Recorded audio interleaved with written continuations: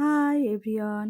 তো আজকে আবার একটি রান্নার রেসিপি নিয়ে চলে এলাম। আজকে রান্না করব রুই মাছ দিয়ে আলু দিয়ে ডাঁটা দিয়ে তরকারি। তো চলো রান্নাটা শুরু করা যাক। তো তার জন্য দেখো একটি মশলা করে নিচ্ছি। এখানে দিয়েছি একটি টমেটো, জিরে, আদা আর লঙ্কাটাকে পেস্ট করে নিয়েছি।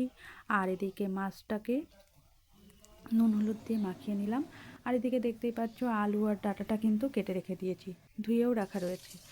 আর এবার দেখো কড়াইতে তেল দিয়ে তেলটা গরম হয়ে গেলে তার মধ্যে এক এক করে মাছগুলো দিয়ে দিলাম। মাছগুলোকে ভালো করে লাল লাল করে ভেজে নেব। এপাশ ওপাশ দুপাশে কিন্তু ভালো সুন্দর করে ভেজে নেব। দেখতেই পাচ্ছ মাছটা কিন্তু ভাজা হয়ে গেল। তো মাছ ভাজা হয়ে গেলে এবার ওই তেলের মধ্যেই আলুটাকেও আমি লাল লাল করে ভেজে নেব। তো আলুটাকেও আমি ভেজে নিচ্ছি ভালো করে।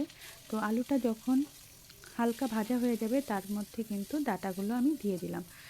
দেওয়ার পরে ডাঁটাটাকেও আলুর সাথে ভালো করে ভেজে নেব। ভাজা হয়ে গেছে, এবার তুলে নিচ্ছি। তো এবার কড়াইতে আবার তেল দিয়ে তার মধ্যে কটা বড়ি আমি ভেজে নিলাম। আর মাছের তরকারিতে কিন্তু বড়ি দিলে বেশ ভালোই লাগে খেতে। তো বড়িটা ভাজা হয়ে গেছে, তুলে রেখেছি। এইবার কড়াইতে তেলের মধ্যেই ফোড়নে দিলাম গোটা জিরে। তারপরে ওই বেটে রাখা মশলাটা দিয়ে দিলাম। দিয়ে স্বাদ মতো লবণ আর হলুদ গুঁড়ো দিয়ে ভালোভাবে মশলাটাকে কষিয়ে নিতে হবে। আর তার মধ্যে সামান্য একটু স্বাদের জন্য চিনি দিয়ে দিলাম। চিনিটা দিয়ে ভালোভাবে মশলাটাকে কষিয়ে নেব। মশলা থেকে যতক্ষণ না তেল ছাড়ছে ততক্ষণ মশলাটাকে সুন্দর করে কষাতে হবে।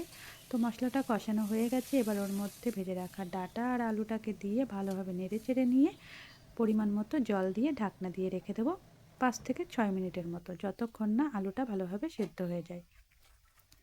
তো আলুটা সেদ্ধ হয়ে গেলে তার মধ্যে কিন্তু আমি এবার ভেজে রাখা মাছ আর বড়িগুলোকে দিয়ে আবারও কিছুক্ষণের জন্য ঢাকনা দিয়ে রেখে দেবো।